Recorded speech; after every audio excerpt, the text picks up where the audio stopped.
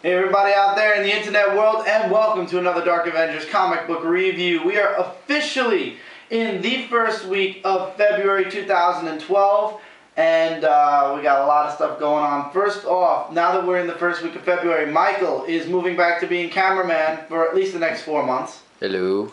And he's going to be doing his review of his comics, which are The Punisher, X-Factor, X-Men Legacy. He does SpiderMan with me. He'll be doing his review on Carnage USA, as well as me. There's a few books we both do. All those comic books he's going to put together in one big review at the end of the month, and it'll be posted on here. It'll be Mike's monthly review, and it's going to be going on for the next 4 months, and if he likes it, he'll continue it. If once the college work slows down for him, if he wants to come back to doing it with me on the weekly, we'll do it there, and then when he starts up again, to go back to the monthly review and whatnot. It'll take him a while to get to 100 that way, but it's up to him what he's going to do as of May. I believe that's when we're done with college, right? Yep. Yeah, the so middle of May, yeah. So May is when we'll see if the monthly review sticks or it goes until September. DC's logo is official. They're putting it everywhere, and we all hate it. It's bland. It's boring. But if you watch the Avenger cast, yeah, I'm not going to complain about it here. It just looks like every 2 seconds DC's looking to get dirt thrown at it at every different angle. Phil, I'm going to say this just for the hell of it. If the War of the Batman does happen because of Batman Inc., I will find you. Because I went to bed thinking about that last night. Wasn't fun to think about either. Anyway, let's get into the comic books this week. We're in the week of February 1st, 2012. First week of February, February 1st. First off, something that came out from Dark Horse. I'm getting the series, so I figured I'd grab the issue number 0. Star Wars Dawn of the Jedi. It's a 350 comic book, and now that Mike's behind the camera, he can zoom in again. It's 350, and I was expecting a prequel comic, and suffice it to say, I was very wrong with that, because when you open the book, all you get is a bunch of this. This is all you get. Sketches, little, it's like a little, your own little personal encyclopedia, so to speak, of things that are going to be in the book, and then the last page is technically like the cover of the first issue. So, yeah. And Free Comic Book Day is being advertised first Saturday of May. But yeah, there's your first issue, your issue 0. Would I say pick it up? If you want an encyclopedia, absolutely. This was discounted actually at Midtown. Now I know why. But if you're looking for a comic, wait for issue number 1. This was not a comic at all, and I would be completely upset if not for the cover itself. I like the cover. So be careful what you buy, guys. If you're ordering online, if you're in a comic store, you don't have to worry. You can actually read the book before you buy it. IDW, Infestation number 2, Transformers number 1. Infestation has hit Transformers world in the past. We're in the olden times. That's why Optimus Prime looks like a train, because that's exactly what he is. He's a steam train. Optimus Prime and Megatron have not been activated yet. Once again, this is years, years ago on Earth, before the Decepticons activated Megatron, and before the Autobots activated Optimus Prime, because they did not have the right type of energy source. But now the infestation is hit. The aliens that have been living underwater for so many years have attacked, and now Optimus Prime is the only hope of the world. And the Decepticons are mixed in with the aliens, so they're half machine now, half organic, and so Optimus Prime has to save the day. To be continued. They find Optimus Prime, and now they have to wake him up. To be continued. That's a huge briefie. There's a lot of stuff in the middle. You guys just have to read it to see. Weird thing is, next week, Dungeons and Dragons number 1 was supposed to come out. I'm guessing there was a printing error at IDW or something, because it was not out for solicitation for next week. So I'm guessing that in 2 weeks, I'm going to have Transformers number 2 along with Dungeons and Dragons number 1, which is going to suck because that's 2 comics in 1. But what can you do? There are problems and technicalities in all companies, I guess. Finally, Locke and Key Clockwork's number 4 all takes place in the present. It's all how Luke becomes the evil, twisted person that he is today. In the last issue, Tyler's father from the past says we're going to let a demon out. And it's like, what? Are you kidding? And it turns out he didn't mean he wanted to let a demon out to destroy the world. He wanted to let a demon out. If they don't... The thing is, if you don't look at a demon, you're not enticed by the demon when you open the Omega door. And you can't be leeched on and controlled by the demon. If the demons come through and have nothing to leech on, they become the metal that can then be molded into a key. And what they want to do is they want to make a key so that when they grow up and they forget about the keys, they still remain the same people. They remain in the people's eyes the same people they were when they had the keys.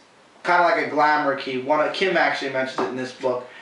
And long story short, they open the door, and of course we all know Luke is the one that gets infected, and now it explains how he got infected, and it's to be continued. I think the next issue is going to show how his original version died, and how he became the lady in the well, so to speak. It's good backstory. If you've been like me, reading since issue 1 and wanting to know how exactly he became the lady in the well and how he got so evil, sick, and twisted, here's your origin. It's all right here in this book, and it's going to continue in issue 5. I'm eager and anxious to get my hands on issue 5. Really good series, guys. There are 9 more comics until it's all over. So only 9 more comics, and I'm sure that means there's 2 more series. I'm sure Clockworks is going to end in another issue or 2. Probably in issue 6, Clockworks is going to end, and that leaves 9, 8, 7. That leaves 7 more issues to go. So maybe this will go to issue 7, or maybe the last series will go to issue 7. But this is really good. Okay, that's it for the independents. We're now going into the big 2. Starting off with the most obvious, Avengers X-Sanction, number 3 of 4. Cover says it all. Once again, Cable owns Red Hulk.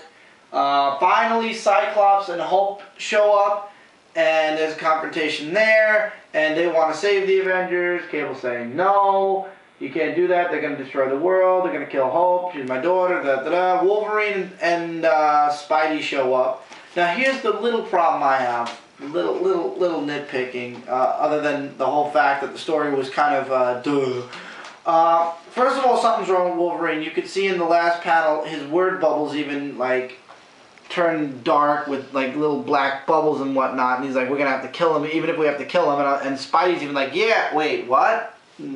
So, and then this is my other problem. Let's look at the cover. By the way, there's a big splash about the Runaways meeting up with Avengers Academy. That's gonna suck. The next cover, weird enough, Spidey's in his black costume. Since when? That's a very interesting cover. I think this must be the variant. They must have made a mistake because the last page showed Spidey in his regular costume. I don't know. But I'm guessing in the next issue it's going to lead up to Avengers vs. X-Men number 0, which is going to lead into the actual Avengers vs. X-Men book. And it'll explain what the bloody hell's going on and why there's going to be a war between the Avengers and the X-Men. Because I'm curious to know who the good guys are and who the bad guys are. Regardless, I'm probably going to be on the Avengers side because I can't stand Cyclops. So, X-Sanction, take it for what it is or skip it. So far, it only has the return of Cable. Nothing really important. The Avengers are getting owned by Cable. And now Cyclops and Hope are in it. And Wolverine and Spidey are next up. A book that kind of left me like, am I reading the right comic? Venom number 13. I was talking to Mike Spider Slayer. He sent me a message and he showed me his I watched his review and I can't agree more. This is a Venom comic. But the story in this Venom comic is centered around somebody else. Okay, you guys know this issue is going to get the 13.1, .2, .3, .4, and then all conclude in issue 14. And this issue does a great job of introducing all the characters in the story. Starts off with Venom, who's in Las Vegas, down on his luck, looking for someone. And it's then Red Hulk. Red Hulk is going after Venom because Venom is AWOL and he's there to get the suit back, the Venom symbiote. Which, by the way, the government has their hands, I was talking to Phil about this last night also, the government has their hands on way too many symbiotes. This sets up for a very interesting story if Marvel plays their cards right. Because the government now had Venom, then they used more symbiotes. If you're reading Carnage USA, they're using symbiotes on their special ops unit. So the army's getting really smart and really bad. With, like, all of a sudden, the government is controlling symbiotes. And you know that's not a good thing because you can't control a symbiote. So this is setting up to be one hell of a good story if Marvel plays their cards right and if Marvel knows what they're really doing or if they're just doing it to do it. Anyway, back to this. X-23 is in Vegas because this guy, I can't pronounce his name, I'm sorry, he's really Blackheart, I'll say that. So I spoiled something right there. Stole a vial of her blood and she wants it back because she knows they're using it to clone her.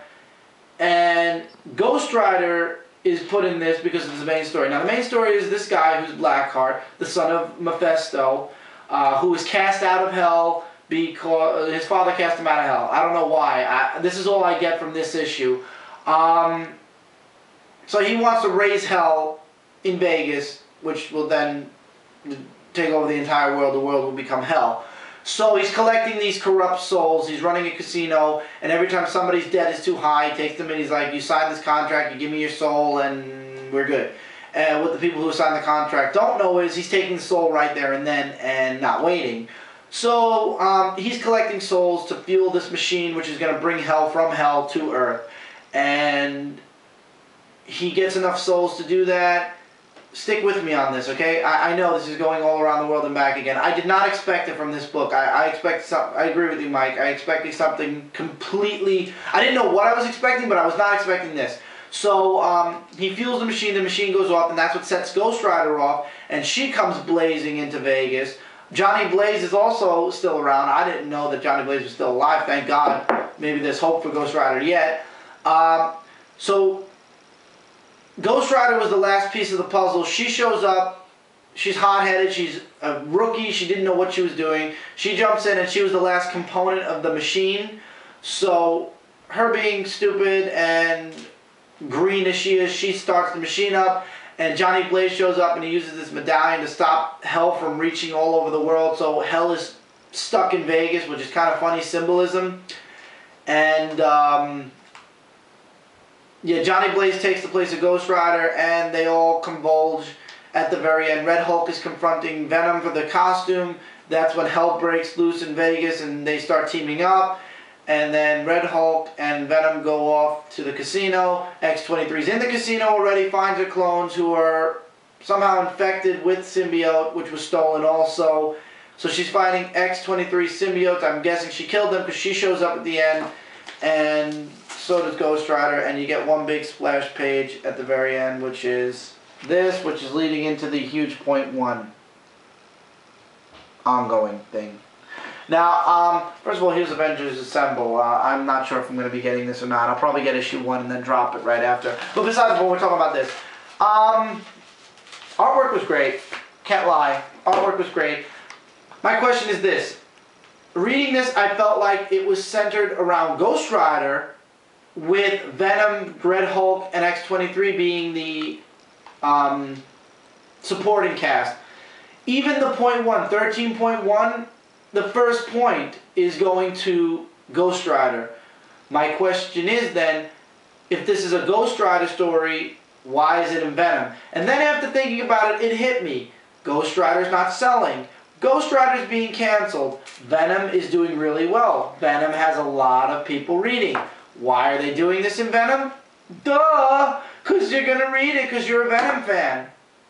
So this is like the last Ghost Rider story. That never is going to happen in the actual Ghost Rider story. So they had to push this Ghost Rider story into something that was popular. Venom. Now I'm sure Venom's going to play a huge role in this. But why couldn't you do this in Ghost Rider?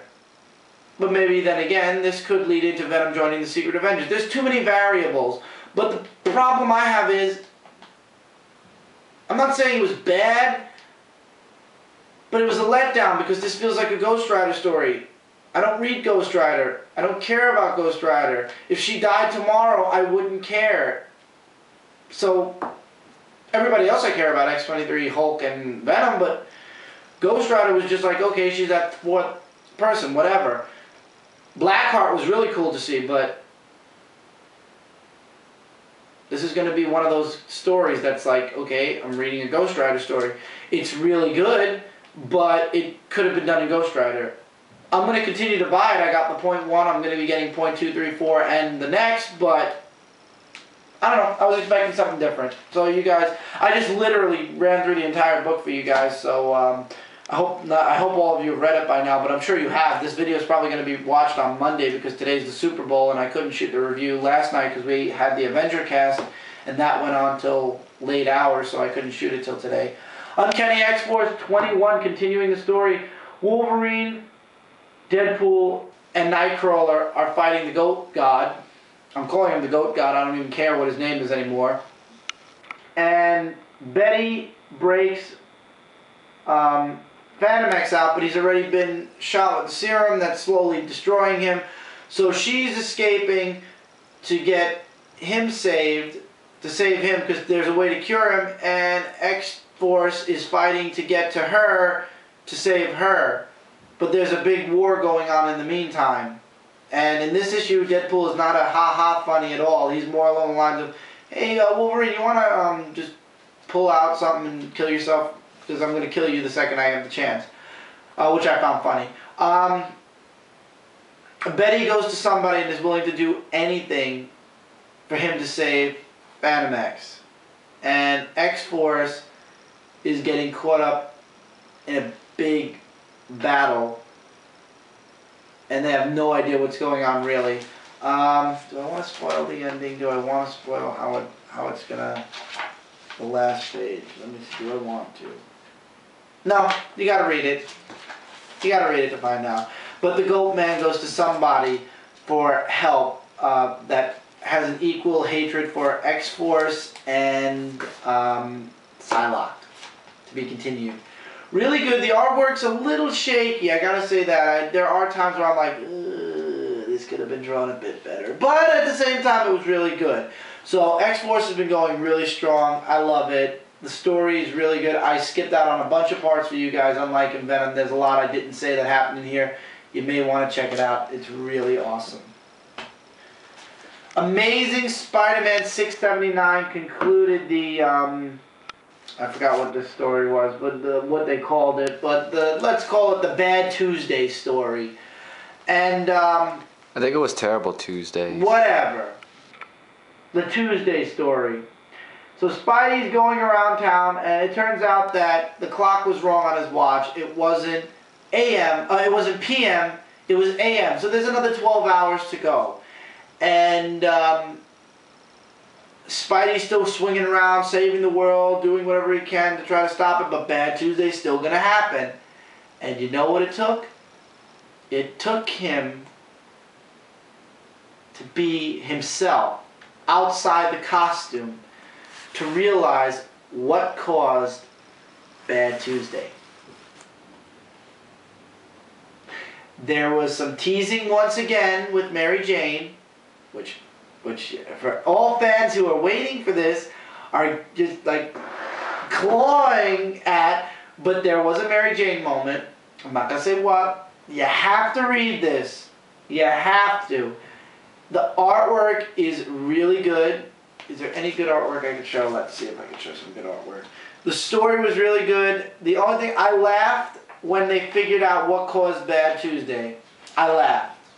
And if you read this book, you understand why I laughed. Because it was just hilarious what caused Bad Tuesday. I was like, really? We're really going with that? Here's some good artwork, by the way. So that made me laugh when I was reading about, when I got to the end, it's like, you have to do this. And it's like, really? That's all? That's the only thing you had to do? but it took Pete to get out of the Spidey costume to realize it, and it was really good. Dan Slott has not done bad or wrong yet. This was a good transition story. I believe the next story is the 679.1, and then we're going into the world's, the end of the world. It's a world's end or whatnot, and I can't wait. Winter Soldier #1. Holy crap. I went in on this with low expectations, and I came out after reading this with high expectations. It's great. It's the spy story comic that everybody's been waiting for. Bucky's alive. It takes place right after Fear Itself. He's on his first mission already. There are 3 other sleepers like him that are out there, sleeper agents. And his first mission is to find them and stop them from being activated, or to save them. I kind of didn't understand the whole premise of if he was supposed to find them and destroy them, find them and keep them asleep, or find them and open them up and wake them up and unbrainwash them. And there's some flashback moments. If you didn't know about Winter Soldier, it's a little bit explained, not a lot, so don't come in on this thinking you're going to get an origin story, but a little bit of it is explained here. Like the things I didn't know, I kind of have a good idea of now. The artwork is really good. There is an ape with a Tommy gun, which had a lot of people during the cast last night laughing. Black Widow and Bucky have their moments, and it keeps going. And they're trying to figure out who's buying the sleeper agents and who wants to activate them again after so many years after the Cold War. And yeah, it's just, wow. I'm trying to find some art that would be interesting and not confusing, and it's very hard to find that interesting yet not confusing art. Yeah. And it's very dark, it's very shadowed, a lot of shadowing going on in this book, but I can live with this. I couldn't live with it in Venom, but I can live with it in this. Yeah, I can't find a good picture to show you guys. Because if I show this one, it's going to spoil one thing. And if I show that, it's... yeah. Because everything's very... here we go. That panel. It's really good artwork. Really good. I can't show you a page. Any page I show spoils something. I'll show the monkey. The hell with it. I'll show the monkey who screams death to America. It was really good. I can't wait for issue 2. Ed Brubaker is doing a wonderful job with Bucky. The next issue involves the people, who I'm not spoiling also, who are activating the sleeper cells, and they're going after their target, and the monkey comes back because that was the advertisement. Really good. Really good. Cannot wait for issue 2. I would highly recommend... I understand if you guys aren't fans of Bucky or Winter Soldier, I would still recommend just going out there and checking this book out. Okay, I yawned because I see what's next. How much time are we at? 23:29. Okay. Could somebody explain to me what's going on in Detective Comics 6? Because I'm completely lost now. This book, instead of making itself better, has actually managed to bury itself even further down. I have no idea what's going on whatsoever. Batman is going after Penguin. I have no idea about they were going after who skinned the Joker, and this all led into Penguin for some reason. So Batman's going after Penguin, who has an iceberg casino where this girl who's dating Bruce is there, and her sister's working for Penguin, and she's a bad guy, and the sister, or the person that Bruce is dating, is trying to find out the truth and expose it, but her and her sister had a fight, but it doesn't show up anymore. Like, the sister broke a glass, and that's it. That's the last we see of that. Bruce shows up on his boat as Bruce Wayne to go to the casino, but then there's a reference to I, Vampire, which I don't give a crap. I'm not reading it. I don't care how good or how involved Batman is on it. And there's the boat that was stolen where the guy was running away from Batman, so Bruce instantaneously goes right back to being Batman, and Batman's on the iceberg now, and he has to save his girlfriend who gets in trouble, and in the end the girlfriend gets shot, but Batman shows up to save the day, but is it too late? And yeah, what's going on? And Penguin has a, if anybody can label any of these people, you're good. Penguin has his board of reject super villains or vigilantes, and I don't know any of them. And I've been around the DCU for a very long time, so yeah, I don't know. And the crime conglomerate and stuff and more stuff, and yeah, but the artwork is really nice. I like the last page. Regardless, it was a very nice one huge page splash. But once again, what's going on? If anybody can explain it to me, I would appreciate it. We were going after the guy that skinned the Joker, and now it's Batman versus Penguin, and this cover is so misleading because it's like Batman doesn't even see Penguin in this issue. Maybe next issue, but this comic is teetering on the line of keeping or dropping, and to be honest with you, with all the Bat titles that I'm reading now, one less Bat title isn't a bad thing, I'll say that much. So depending on how far this story goes before I'm completely lost and I decide to just drop it, yeah. See, I like this DC logo. Why can't DC keep this one? I love it. I've loved it since day one. It's innovative, it's very imaginative and really nice. I don't understand why they have to do the peeling logo, whatever. Beside the point, I'm lost. If anybody can explain it to me, great. Red Lantern 6, however, made me feel better.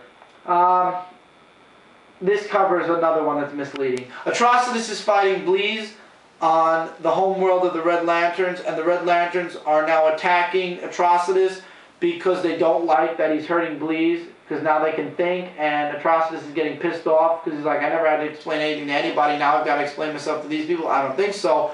While on Earth, the guy that became the Red Lantern is going around struggling with control over himself because he half is in control and half isn't. He's being controlled by his rage, but at the same time he's still in control. So maybe he doesn't need, like what all the others needed, that dip in the red pool of whatever to keep his mind.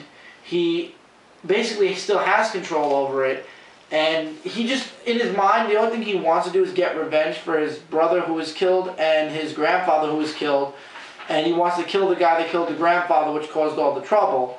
Artwork is beautiful. I'm going to try to find a nice page. I want to show the Earth. I'll show 2 pages. There's one page of Atrocitus on Yasmin, and here's the other page with the Earth Red Lantern. And Mike's giving me the it's time to wrap it up, so we'll come back, we'll finish Red Lantern, we'll get into 3 more books, really 3 more, and we'll wrap up this week. So see you guys in the next part.